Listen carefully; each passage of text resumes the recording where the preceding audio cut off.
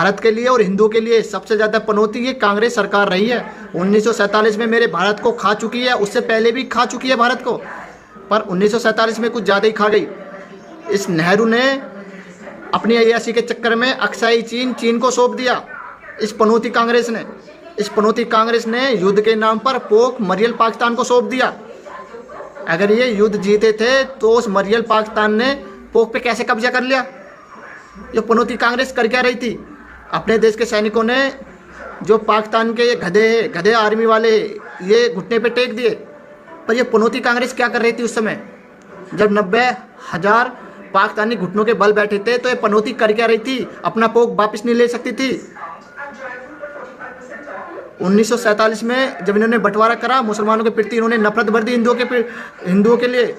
आज उसी का ही देन है जो आज हिंदू मुस्लिम की लड़ाई हो रही है। इस पनौती ने 1984 में सिखों की हत्या करवा दी, सिखों के अंदर हिंदुओं के प्रति नफरत भर दी, एक खालिस्तान को जन्म दे दिया इस पनौती कांग्रेस ने। और इस पनौती कांग्रेस ने 1947 में भारत तोड़ा, ऊपर से मुसलमानों को भारत में रखा। अगर मुसलमान दूसरा देश बनाना चाहें भारत में तो आराम से बना लेंगे। इनके लिए जो दूसरे देश बनाने के लिए जो चीज़ की ज़रूरत पड़ेगी सब चीज़ मुसलमानों को दे रखा है इस पनौती कांग्रेस ने।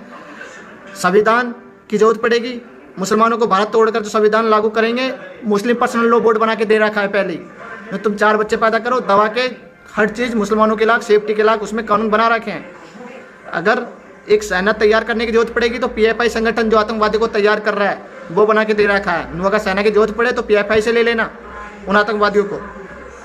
अगर नया पाकिस्तान बनाने के लिए ज़मीन की जरूरत पड़ेगी, उसके लाख वक्फ बोर्ड तैयार कर दिया, भारत की ज़मीन पे कब्जा करो, खड़ा कर दो दूसरा पाकिस्तान।